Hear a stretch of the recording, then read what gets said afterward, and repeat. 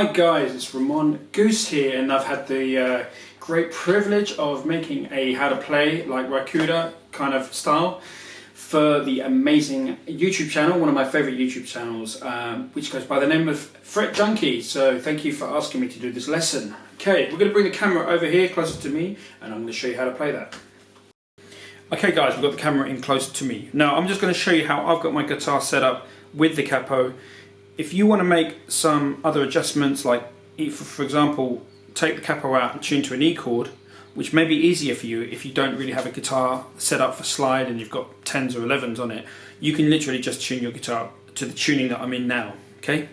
But you're going to have to make these adjustments with the frets, because I'm going to tell you exactly what fret I'm on and what note I'm playing, regardless of the capo. So let's just go through my tuning. Without the capo, it would be D, A, D, F sharp, A, D. I'll tell you that one more time.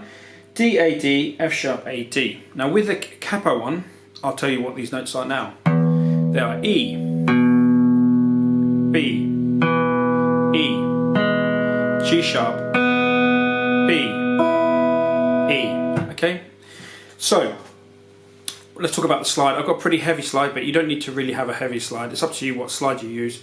Depending on your action, if you have a lower action, you probably want a lighter glass slide. If you have a really heavy action and heavy strings, maybe you want a steel slide or copper or brass slide, whatever. I'm using a heavy glass slide. That's just because that's all I've got. Now I'm going to wear this on my third finger. That's very important because that is a Ry Cooder style. Okay, let's just talk a little bit about note fretting. It's really important that if you're just starting off slide, I would just do this exercise. Just practice going up the neck and trying to get a nice clean note.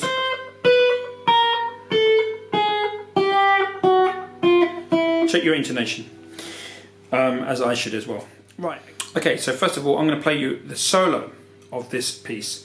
This is a 12 bar, so the first part of the solo will be this.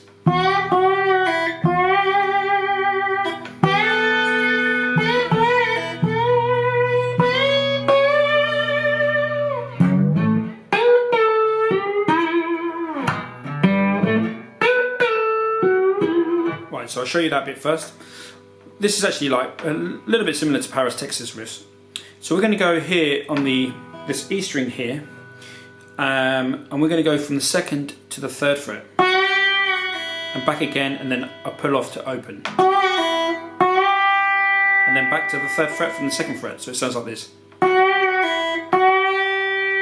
But we're also going to play that E string at the same time, the low E string with our thumb, and we can use your first, second or third, just however you wanted to use it. I'm using my third, sometimes I'm using my second.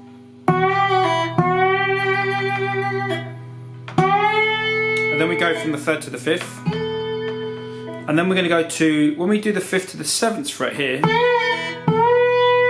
do the same riff as on the third and second fret, but obviously now we're a tone apart.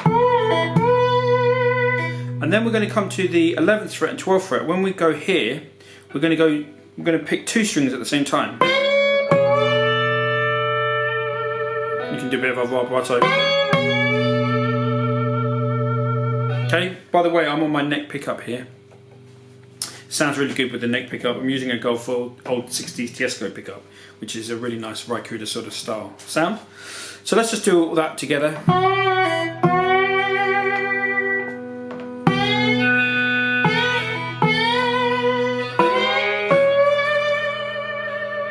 Okay, and that should take over the first 4 bars of the 12 bar sequence. Then we're going to go to the next chord, which is the A chord.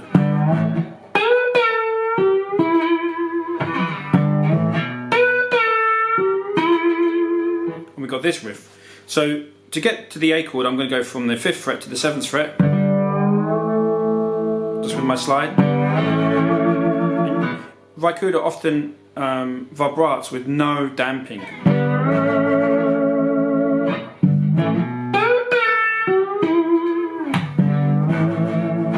Okay, don't worry about that damping. You're going to get some nice. You're going to get the nice harmonics if you don't damp. Because Ry Cooder has kind of come from the acoustic style, which is more rustic, rather than the kind of more perfect style of, say, a modern slide player like Derek Trucks. You know, Ry Cooder is much more earthy and much more Mississippi based, really. So that's what you want. You want that kind of those extra harmonics jumping off. Now the little lick he plays here over the 4 chord. So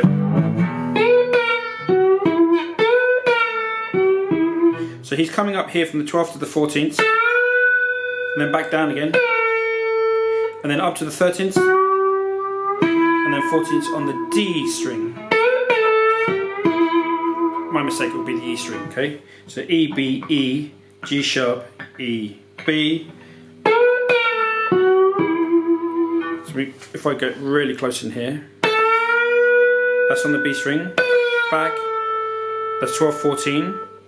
Now on this G sharp, from the 12th to the 13th, and then we're going to end on the 14th fret on the E string here. There's 2 E's there, but it's this one, which would be a D string on a normal guitar.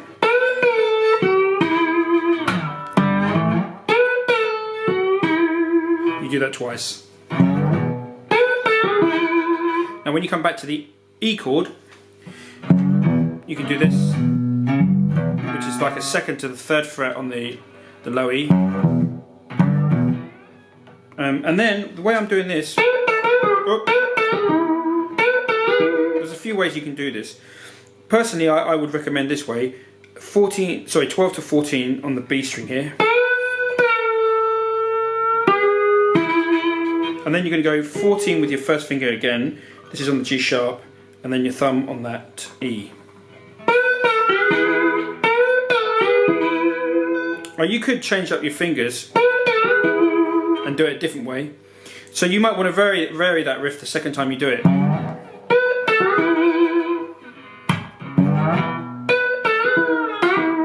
So I'm just adding that on the end of that. Okay, so let's just play those 2 chords. We're going to go from the 4 chord to the 1 chord.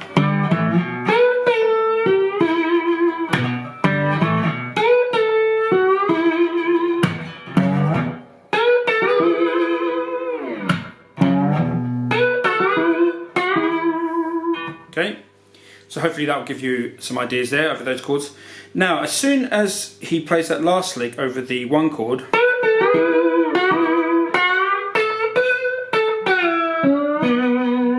comes with that really nice lick. So we're going to go from 12 to 14 on the G sharp string, and then on that B we're going to go 12 to 14. Back to 12, which is on the 5 chord, it's the flat 7 note here. We're going to slide now on the B string from 9 to 7, and then from 7 on the G sharp up to the 9, and then we're going to hit with our thumb this E string here on the 9th fret. So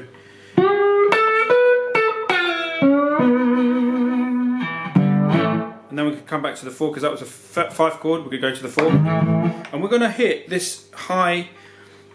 It's a high E string on the 14th fret, and that's really easy. You can just do. You can pretty much do whatever you want, but as long as you we're on the 14th fret, which is back on the E. Okay, and then you could do a turnaround, which would be I put my 2nd and 3rd finger on the 5th fret on the G sharp and the B strings. We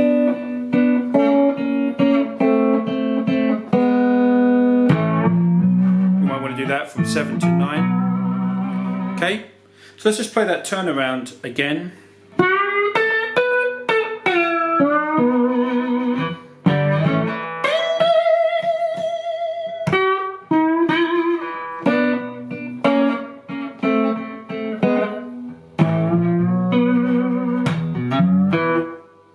Okay, now I'm going to just show you here how to play that little groove that I was playing at the beginning of the video. That goes like this.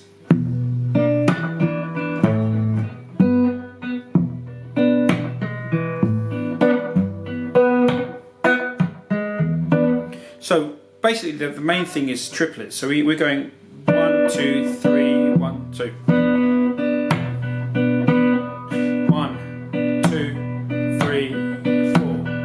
1, 2, 3, 1, 2, 3, 1, 2, 3, 1, 2, 3, 1, 2, 3. So it's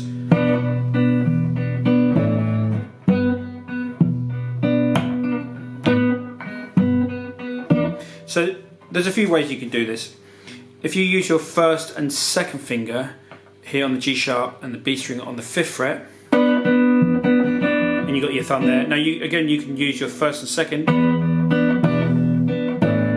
then I'm going to use my 3rd finger here on the 5th fret, the low E string, and then I'm going to change up from my 2nd finger on the 3rd fret, 3rd finger on the 5th fret for the G sharp string.